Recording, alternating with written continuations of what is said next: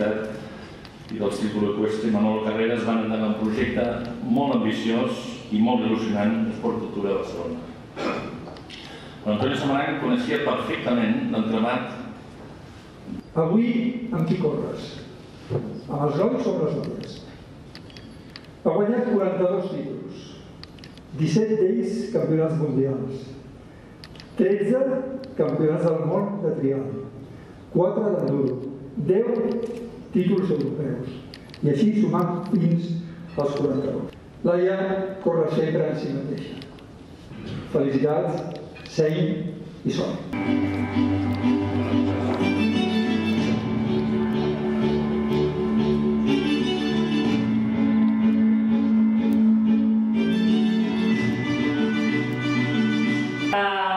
Un premi així, doncs, et fa valorar realment el que costa, arribar fins aquí, i et fa, al final els esportistes sempre vivim una mica al dia. Quan guanyes un títol ja estàs pensant en el pròxim objectiu, en els entrenaments del dia següent, però això realment et fa aturar-te, et fa pensar i valorar el que has aconseguit, i tot això tampoc seria possible d'aconseguir-ho sense la meva família, que ho han sigut tot, i els meus patrocinadors també. Gràcies.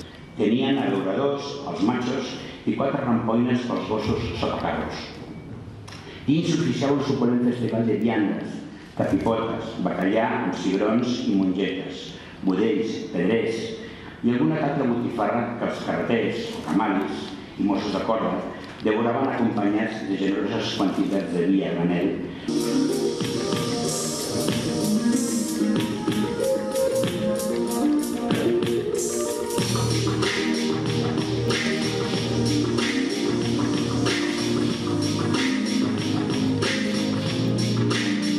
Jo vull fer extensiu aquest reconeixement, aquest premi als meus germans. Ja ho heu vist. Som 3 bojos per el que fem. Sembla mentida, però aquest any fa 30 anys des que va morir la Silla de Can Roca. Va morir en un restaurant gastronòmic en un barri obrer de les afores d'una petita ciutat com Girona.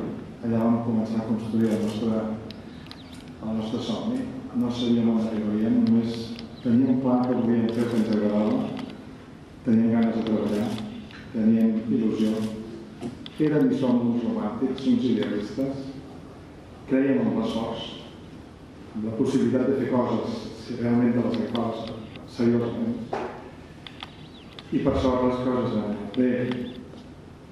Però el més important, més enllà dels reconeixements, és que seguim mantenint la il·lusió que teníem quan van morir-se de Can Roca a l'agost de l'any 86. L'any més que ve per a través de l'alimentació podem cuidar la nostra salut, podem fer de l'alimentació la nostra medicina. I si cuidem la nostra salut, també cuidarem la salut del planeta. Moltes gràcies.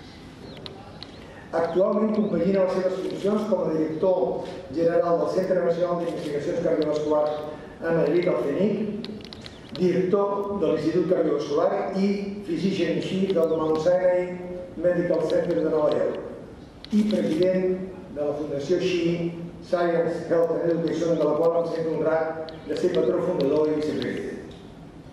L'esport sempre ha estat a la vida de l'antifuster, no només perquè, segons ell mateix confessa, de petit es colava amb el carnet del seu germà per veure els partits del Barça, ni per...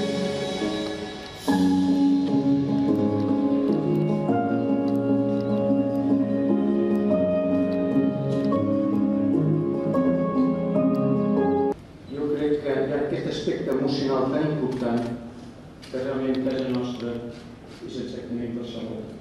I això és el que sentim, sobretot quan venim aquí a l'estiu. El paper de l'investigador és un paper molt interessant que bàsicament es basa en curiositat.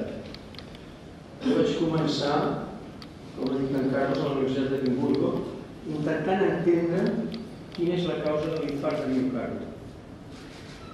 I vam començar a veure unes petites cèl·lules que corrien per la sang, que són plaquetes, i vam dir això deu ser la causa. I vam fer nosaltres el primer estudi amb aspirina. com substància que podia previndre els events cardiovasculars que s'infart de miocardi. Però aleshores l'investigador va més endavant i del coàgul de sang que dona aquest problema no va, què és el que forma el coàgul de sang? Per què? Et dones compte que és la paret vascular d'una malaltia que es diu aterosclerosi. Vam estudiar l'aterosclerosi durant molts anys des del punt de vista de tecnologies d'imatge. Però aleshores la següent pregunta és què és el que forma l'aterosclerosi? I aquí hi ha els factors de risc. És l'obesitat, la falta d'exercici, el tabaquisme, el colesterol, la diabetis, el fumador. I aleshores, quan arribes a aquest concepte, tot cau, perquè jo estic investigant com són les plaquetes, com és la malaltia, la placa ateroscleròtica, però en realitat això és un problema d'un món de consum. És un problema que neix d'una conducta. I aleshores, seguint amb aquesta curiositat i amb ganes de, jo diria, apassionadament, d'una manera molt ingènua, un vol canviar el món. I penses, bueno, doncs el que tenim que anar és anar cap a la conducta, anar cap a la conducta humana, i aquest és el gran problema. I aquest bàsicament ha sigut una trajectòria que és el que nosaltres hem fet.